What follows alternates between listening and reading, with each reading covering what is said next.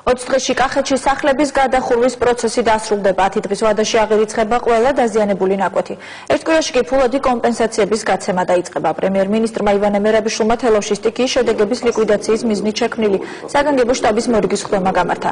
პრემიერი რეგიონში უკვე განხორციელებულ სალიკვიდაციო ღონისძიებებს და დაზარალებულთა დახმარების 6 პუნქტიანი გეგმის შესრულების დინამიკას გაეცნო. მისი განცხადებით შეიქმნება იმ პირთა სია, რომლებსაც ბანკებიდან აღებულ კრედიტს სახელმწიფო გადაუადებს. 1 სექტემბრამდე დაზუსტება დაზარალებული ოჯახებიდან უმაღლესი სასწავლებლების სტუდენტთა სიებიც. მთავრობის ხელმძღვანელმა ასევე მოუწოდა ყველა დაზარალებულ ოჯახსა და სტუდენტს, რომლებიც შესაბამის სიებში ვერ მოხვდნენ, შეცდომის გამოსწორების მიზნით დაუყოვნებლივ მიმართონ ადგილობრივ გამგეობებს. ჩვენ ვაგრძელებთ მუშაობას. მე აღარ ვისაუბრებ ინფრასტრუქტურულ პროექტებზე, დასუფთავებაზე. მე მინდა კონკრეტულ თემებზე ჩვენ გავაკეთოთ დღევანდელი შეხვედრის კონცენტრაცია. რა სიტუაცია სახურავის გადახურვის დაკავშირებით. მოგახსენებთ ბატონ პრემიერ-მინისტრო, მინდა გითხრათ, რომ ძალიან მასშტაბურად დავიწყეთ ჩვენ სახურავების შეკეთება.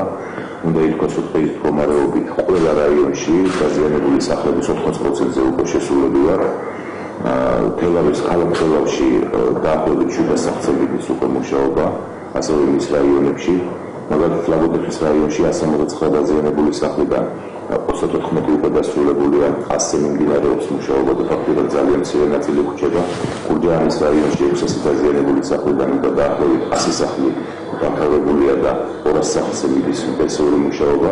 ასევე ყვარელში 100 დაზიანებული სახლიდან 60 სახლი დაზიანებულია, 20-ზე მიდის მუშაობა და რჩება ძალიან მნიშვნელოვანი რაოდენობა. მე ვფიქრობ, რომ დაახლოებით 20 დღეში ამ კუთხით საქმე უნდა იყოს ერთად.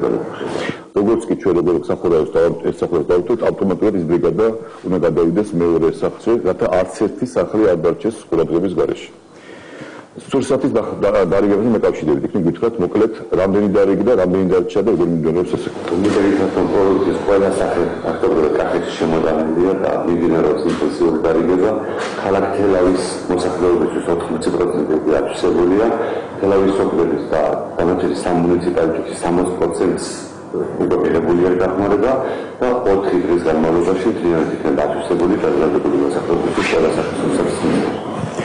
მე მინდა გამგებლებს და წმუნებულებს მივცე 10 დღის ვადა, რომ დავასრულოთ 10 დღეში დაზარალებულების რეგისტრაცია.